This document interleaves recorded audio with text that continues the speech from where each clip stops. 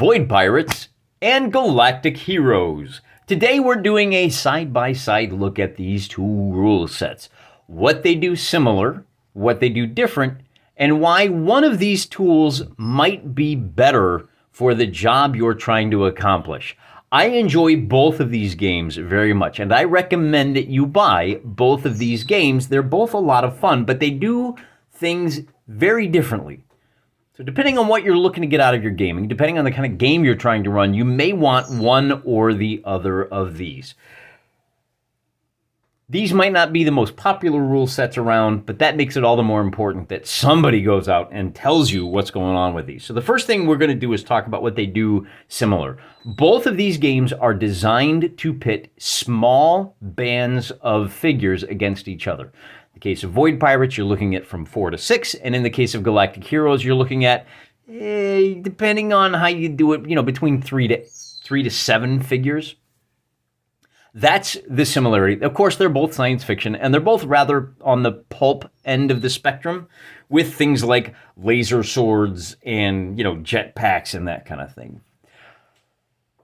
Science fantasy, if you will. Now, let's talk about them individually. Some of you may not be aware of Void Pirates or Galactic Heroes, and let's talk about how the games operate. The first thing to be aware of is that Galactic Heroes is very much the character sheet is driven not by stat lines, but by powers and abilities. Void Pirates has powers and abilities as well. But, and I should point out, the root system in Galactic Heroes is roll a d10, you're trying to beat a target number that's generally going to be 5 for the easier tasks and 8 for the difficult tasks. For Void Pirates, we're looking at a dice pool. You're going to roll a handful of dice, count the number of 4-ups that you get, that's 1 success, and for every 6 you get 2 successes. So you're trying to score as many successes as possible.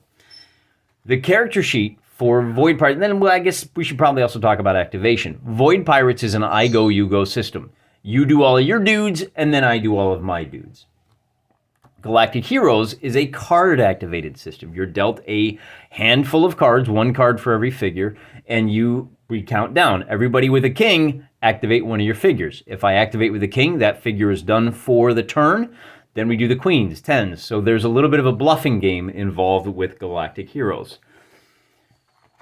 Coming back around to the character sheets. Like I said, Void Pirates is more of a hybrid system. You've got 4 stats. How many dice do I roll for ranged attack versus close, and then again for defense? So in the case of an attack, I will roll my dice pool, count the successes. You roll your defense dice pool, count the successes. And if you beat me, I didn't manage to penetrate your armor at all. In addition, you can have rerolls, which are fairly powerful because they have the potential, 50% potential of turning a miss into a hit. In addition to these 4 stats, you also have hit points.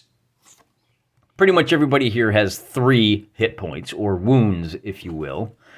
And wounds, in the case of Galactic Heroes, will affect your ability. They count as -1s on movement and dice rolls.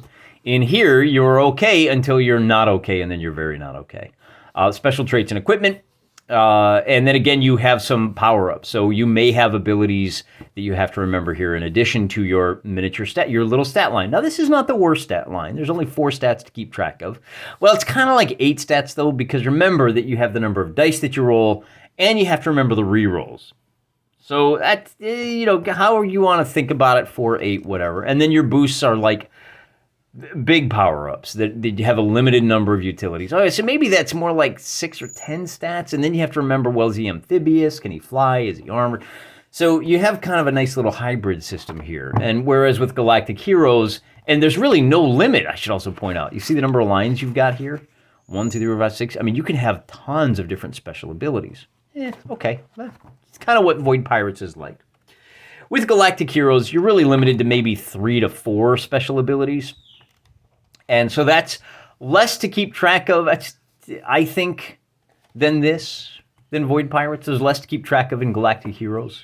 But you've got 5 guys with all of their special abilities, and you have 2 different kind of wound statuses. You have shaken, and you have actual bleeding out wounds. And those interact in some unusual ways. So I think kind of from a cognitive load standpoint, they're about the same. If I've got 5 guys here, it's going to take about as much thinking power to manage as the 5 guys I've got here when all is said and done. And I would probably add in the activation, because when you've got to deal with a handful of 5 cards, guessing which card I want to do first, and the more powerful cards in many cases are lower in the turn order. So you have a little bit of a guessing game. Do I wait to activate that guy with the lower card, but there's a chance he'll activate the guy that's going to kill him? So maybe I got to move him first on a suboptimal card, right? So there's a little bit more strategy involved in Galactic Heroes, I want to say. But that's really kind of where they're the same. Limited stat line, pretty juicy list of special abilities that to choose from. If you're into the whole, oh, well, look here, this one's definitely thicker. So, if you like thick books, go with Void. But you got to consider that it's a small, it's only 5x9. Who cares, right? We're here to play the game, not read the books, for crying out loud. So where do they differ? Well, the first thing I want to call your attention to is the card activation system used in Galactic Heroes is fantastic for multiplayer games. If you have more than 2 players, you definitely want to go with Galactic Heroes. If I was running a game for a convention, if I lived in the kind of town where gaming conventions were a thing, I would go with Galactic Heroes hands down every time. If I've got 3 friends coming over, Galactic Heroes. It is designed from the ground up to engage multiple players at all points of the turn order throughout the game.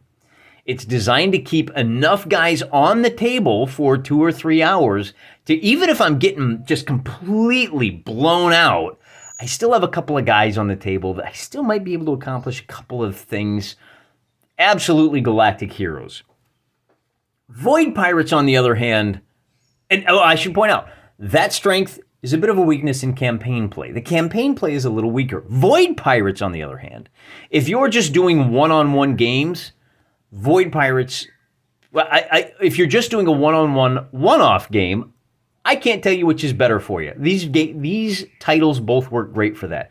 The difference is, if I wanted to get involved in a campaign with organic growth of my crew, I would go with Void Pirates. I think that the campaign system included in this is much more robust. It's much more driven towards steering you into a narrative style of campaign. You can play a 2-player campaign going up against the same crews, going up against each other over and over and over. It feels a lot like some of the Osprey games, like Zona Alpha, or I think Frostgrave is another one, where if you've got 4 or 5 guys that you want to do a sci-fi campaign where you're going one-on-one against each other, and between battles you do that kind of original Necromunda power-up between battles and wounds carrying over, that kind of thing, that's where Void Pirates really shines. And I suspect that's true for all of, let me just as a brief aside, 4-Color Studios has this thing called the goal system, and that's that mechanic of dice pool, count successes. They've reskinned that. I think they're on their 5th science fiction game altogether. They've got Crisis on Kronos, and they've got another both blasters and bulkheads, I think. Subtle differences. Void Pirates is the one that I think is better for the campaign play, and they also have this. I mean, it started out, 4-Color Studios, as you might imagine, started out as a superhero, kind of a 4-color cape game. They also have this in fantasy, and I think reskinning it, you can buy the same system multiple times. That's also true of Galactic Heroes. Fistful of Lead started out as a Wild West game, and they've reskinned it for fantasy and horror, black powder, and science fiction, of course. Duh, we're looking at that. So again, I think that's really fundamentally the point of this video is, if you're looking to do a multiplayer narrative-based campaign with a lot of one-on-one action with steady incremental growth, Void Pirates probably the way to go. If you're looking at putting on a convention game, if you're doing big one-offs, if you've got complicated victory conditions, then Galactic Heroes is the way to go. One other thing that might tip the scale in your favor, Galactic Heroes has better support. Like I said, 4-Color Studios has a lot of different books that you can order that reskin the game system, and you can mix and match, maybe a couple of the power-ups and boosts that are not included in this title are also included in some of those other science fiction titles. Or maybe you want to pull a wizard, like a straight up wizard, into science fiction. You don't want to use the psionics or the Totally not the Force. You just want to run a wizard and reskin it, that's fine. You know, you could use the fantasy for that. Likewise with Galactic Heroes, you can bring the fantasy version of this, the Might and Melee or Men in Magic or Mazes and Monsters.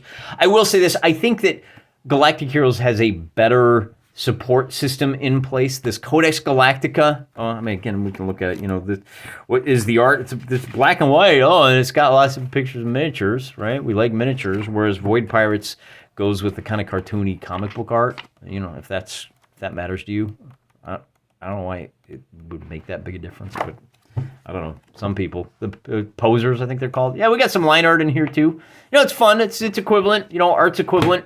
Yeah, I buy the books for the art. Okay, poser. I buy it for the games. But I mean, I'm a gamer, and you're maybe an artister, so what are you going to do?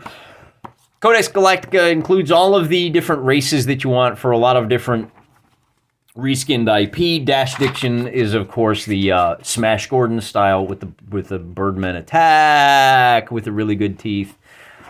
And then, you know, if you're gaming in a Millennium where it's grim and it's dark, they don't have any pictures of the miniatures, but you know what I'm talking about. You've been around. You ain't no spring chicken. You've been around the corner a few times. When I talk about the angels who are crying and only move when you're not looking at them, when I talk about the time-traveling interdimensional time-traveling scientist alien who regenerates, you know, the enemies with like the people that want to assimilate you, you know what I'm talking about. Federation. I don't, you know, federated space, right? With the guys that cling on to you. Little better support for Galactic Heroes, I think, but these are all fun. These are both really good games. Just what are you looking for, right? They're tools.